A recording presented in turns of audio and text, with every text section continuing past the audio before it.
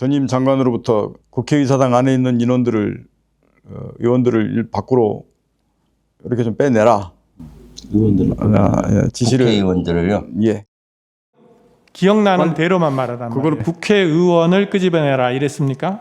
안에 있는 인원을 끄집어내라 이랬습니다. 전화로 들었던 표현은 안에 있는 인원을 밖으로 끄집어내라 이렇게 들었습니다. 인원이라고 얘기했다고 하는데 저는 그냥 사람이라는 이런 표현을 놔두고 인원이라는 말을 저는 써본 적이 없습니다. 당시에 이제 국회 본관을 거점으로 확보해서 이제 불필요한 인원을 통제한다는 목적으로 들어갔는데 그 안에는 약 15명, 20명이 안 되는 인원이 들어갔고 제가 만약 100% 양보해서 그 본회의장에 있는 의원을 정족수가 안 된 것 같다, 과반수가 안 된 것 같다라고 하면은 다 끄집어내야만 그 회의를 막을 수 있는 것인데 우리 병력으로는 불가능합니다라고 얘기하는 게 상식이지. 곽종근 전 사령관과 관련된 얘기를 앞서 나누다가 헌재 앞의 모습을 연결해 드렸는데요. 차진아 교수님, 이 부분도 사실 좀 논란이 크지 않았습니까? 국회의원을 끄집어내라. 근데 국회의원이라고 얘기하지 않았는데 그게 국회의원인 것처럼 얘기가 좀 흘러가면서 또 논란들이 많았었습니다. 이 부분도 헌재가 좀 명확하게 정리를 해줘야 되겠죠? 그래서 곽종근 특전사령관의 그 의원들을 끌어내라 내지는 끄집어내라라는 지시, 이게 계엄 해제 요구한 의결을 방해하기 위해서 본회의장에 앉아있던 의원들을 밖으로 끌어내라, 끄집어내라 내지는 빼내라라는 지시를 윤 대통령이 직접 했다 한다면, 이 사실이 인정된다 한다면 제 개인적인 생각으로는 파면할 만큼 중대한 법 위반이다라고 보기에 충분하지 않나 싶거든요. 그래서 그래서 곽종근 특전사령관의 이 증언이 굉장히 중요성을 갖는데요. 그런데 이게 그 곽종근 특전사령관의 증언은 검찰에서 그 진술한 내용, 그 사람들을 데리고 나오라라고 했다라고 하는 표현, 그다음에 김병조 TV에서 애시당초 인원들을 빼내라. 라고 했는데 김병조 의원이 의원들을 끌어내라고 한 거죠. 이렇게 하니까 예 맞습니다. 이렇게 해서 그 안에서도 또 진술이 바뀌는데 그 진술이 바뀌는 모양을 보면, 양상을 보면 묻는 사람의 의도에 따라서 진술이 계속 바뀌는 그러한 행태를 보이고 있습니다. 그리고 이러한 행태가 그 헌법재판소의 변론 절차에서도 증인신문 과정에서 누가 어떻게 묻느냐에 따라서 계속해갖고 표현이 바뀌게 되면서 사람, 인원, 의원, 나중에 또 인원으로 다시 돌아가고 데리고 나오라 해서 빼내라 해서 그 다음에 끌어내라, 끄집어내라 이렇게로 바뀌게 되는 과정이고, 그러니까 정영식 재판관이 제 기억에 왜 이렇게 말이 자꾸 바뀌느냐, 정확한 대통령의 워딩이 뭐였느냐 이렇게 물어보니까 정확한 워딩은 기억이 안 난다 이렇게 얘기하고 자기가 이해한 내용대로 할 수밖에 없었다.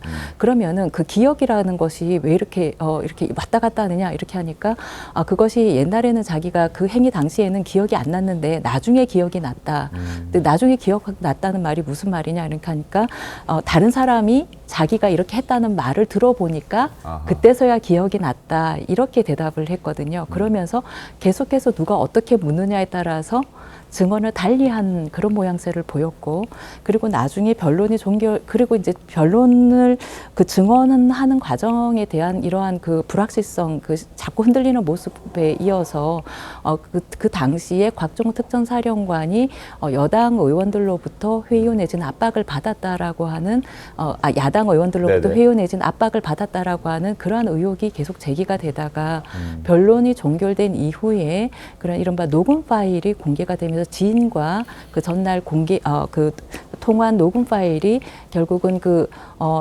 양심 선언하라고 하는데 얘들이 사정을 다 알면서 나도 그 내란죄를 엮는단다라고 하는 이제 이러한 그 진술 내용이 이게 공개가 되면서 결국은 이 양심 고백하라고 하는, 양심 선언하라고 하는 이게 사실대로 말하라라고 하는 그러한 말보다는 이 사정을 다 알면 내란죄를 엮을 수 없는데 그 사정을 다 알면서도 사실과 다르게 양심 선언이라고 하는 형태로 어떤 진술을 하라고 하는 그러한 압박이 있었던 거 아닌가 하는 의혹을 이제 불러일으켰고, 그러면 그렇게 양심 선언하라고 하는 주체가 누구냐, 여기에 대해서 많은 의혹이 있었는데, 고등학교 동창이라고 했는데 그 앞뒤 맥락에 보면은 변호사는 고등학교 동창한테 부탁해놨다라고 하는 걸로 봐서 이게 앞뒤 맥락이 안 맞는 거여갖고 양심 선언을 하라고 압박한 주체가 누구인지도 지금 밝혀져 있지 않아서